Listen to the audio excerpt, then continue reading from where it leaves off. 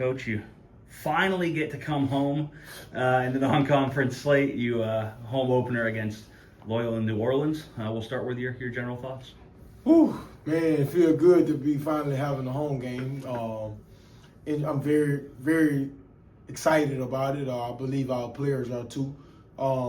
Just getting a chance to play in front of our fans for the first time this season. With that being said, I mean, we have to take the necessary step this week in order to be ready for Saturday. Yeah, hopefully have a good crowd on Saturday with some high school kids coming out.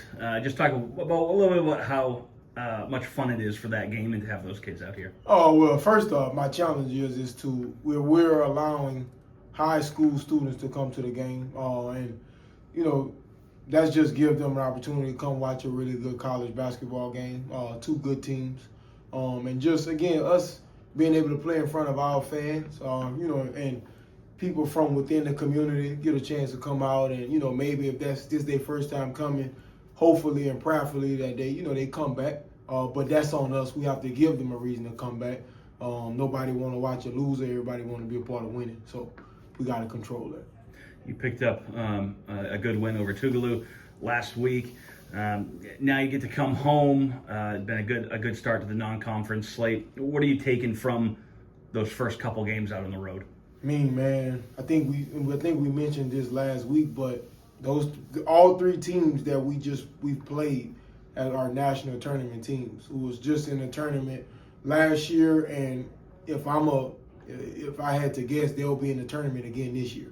So every game is a war, man, but that's the way it is once you get to March. Once you get to end of February and March, once you get to conference tournament and national tournament time, it's good on good every night if you're blessed to get another opportunity. So we always have that in mind with knowing where we're trying to go and where we're going and how we need to get there. It's not going to always look good. It's going to be some adversity. But if you go back to anyone that's won a national championship or won championship period, there has been some adversity along the way.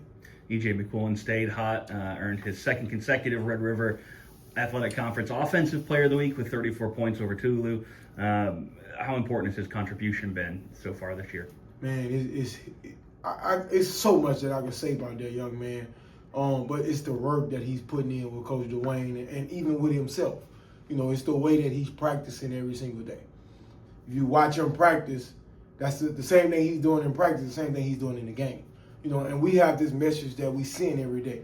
How you practice is how you're going to play. So to someone else, it may be a surprise that he's doing what he's doing, but we see it every single day. So the game for him is the reward. It's his time to show everything that he's done lead up to the game. And he's doing a good job of challenging other guys. I expect some other guys to continue to take steps forward as far as stepping up offensively. But our next challenge to EJ is to go be Offensive Player of the Week and Defensive Player of the Week. He has those kind of capabilities. Thank you.